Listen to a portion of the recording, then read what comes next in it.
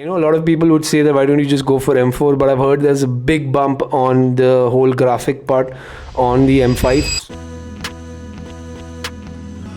What is up, team? This is Audi. Welcome to the channel. In this video we are going to talk about all the gadgets and the instruments, or what all I use to make music and the content, like I mentioned in the previous video. And if you haven't watched the previous video about the 52 hustle, you gotta go right now and you will know what I'm talking about. It's just like one more week to go for the 52 hustle. I'm super excited on it. So just to get started, I'm going to tell you what all I use and what I want to buy next in that category. Okay, I'm going to start with the computer first. So I use the iMac 27-inch from 2019. It has say 3 gigahertz 6-core Intel i5 stuff. It's got 16 GB of RAM and 1 TB of Fusion drive. So I know it's a 2019 machine. It kind of starts heating up and kind of gets choppy, but I am super excited about the new Mac Mini M5 coming up.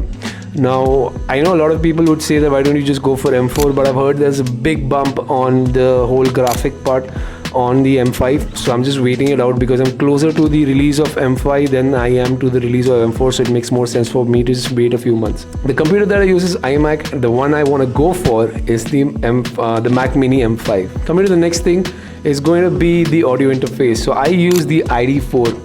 Now, to be honest, most of my, all of the sounds that you hear, the music that you hear is entirely done in the computer. I don't have any session guitarists or session pianists or session artists who come here and record stuff for me. It's all from contact libraries or like samples or like whatever synths that I'm using. The only thing that I record in the studio are the vocals. So for that I have one input on the ID4 and that's more than enough.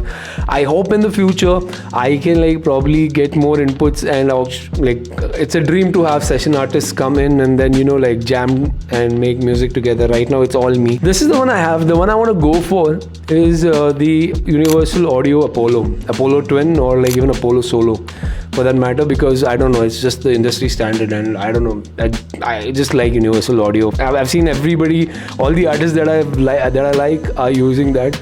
So I think there is a reason to use that. So coming to the next thing, which are the speakers. So I'm using the Yamaha HS7s. Now I've got a very small room. This is my hall. This is my living room where I have my small setup. 7s are more than enough for this. The room's not treated, so I didn't want to go even bigger. I was supposed to go for 5, but I don't know, somehow I've just ended up with the 7 inches. Or else HS5 would have made more sense for me. And these are really good. The bass is a little low, the mids are crisp, the highs are really good. So I am totally enjoying using this. I have to probably get a subwoofer sometime for these because the bass could be better, but as is, it's really good. And the ones I want to go for are the 8 inches Genelec, the white ones. They're called the ones. I don't know, so something about those. I know the speakers are supposed to be something that you hear, but those speakers are something which are amazing to just look at. So even if the speakers are turned off, they look really amazing. Taken for granted that they sound really good. For me personally, Genelec is the next go-to speakers after the Yamaha HS7. Now coming to the next one, which is a MIDI keyboard. I used to have the big ass M Audio 61 keys, but I gave it to a friend and he's learning keyboard on that, so it's fun. I'm really happy that it's being used by somebody to learn something, so that's amazing. So I've just picked up the Akai MPK Mini. This is a really good portable MIDI controller, and it has some other controls as well. It has a drum pad where you can play the drums. It's really good for people who are getting started with. And I use it because there are sometimes when you have an idea in your head and you can't always paint this whole idea on the piano roll, so sometimes you just have to play it and it comes out even better when you play it. So this is a quick fix for that. I don't have a lot of desk real estate that I can afford to keep a really big piano. Maybe when I get a bigger desk, I will look for the option for 61 keys or at least 49 keys. And the one I would want to go for, to be honest, is the control. The only reason that I want to go for it is because it would match really well with the contact libraries. It gives you more flexibility to use the whole libraries with those knobs and all of that. So that is the one. I'm not really big on I'm not really crazy about which MIDI keyboard I want to go next. I can do without MIDI keyboard also. But so for the mic, I have the Shure SM58.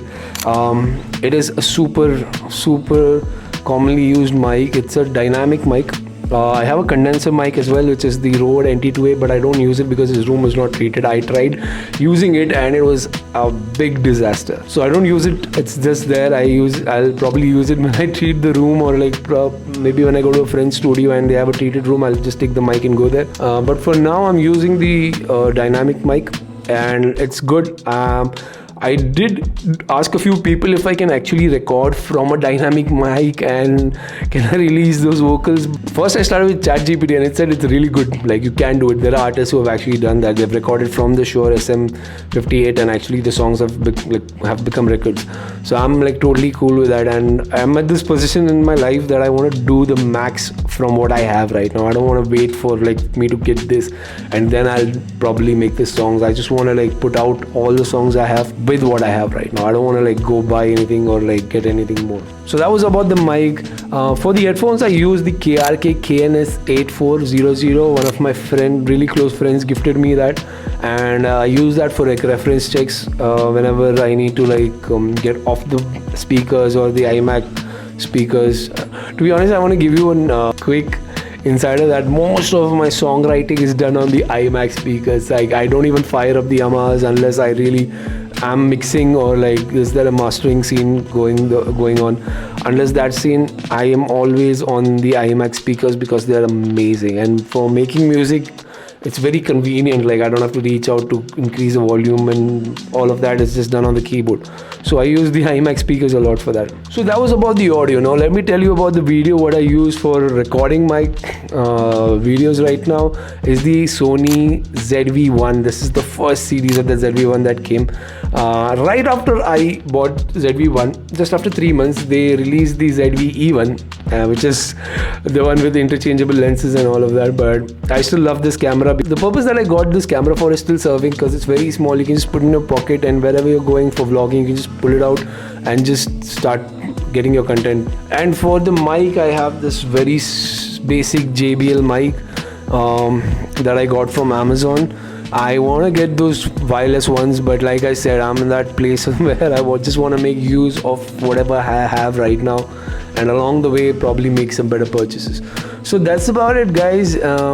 This is the entire thing that I use. I hope you had fun watching it. So that's about it, guys. I'm super excited. The 52 hustle is going to get started. The first song, Tum Jo Mile, is almost ready. I just have to do like a bit of tweaking for the final vocals, and the song is ready. I'm working on the acoustic version of that as well, and it's going to be out soon.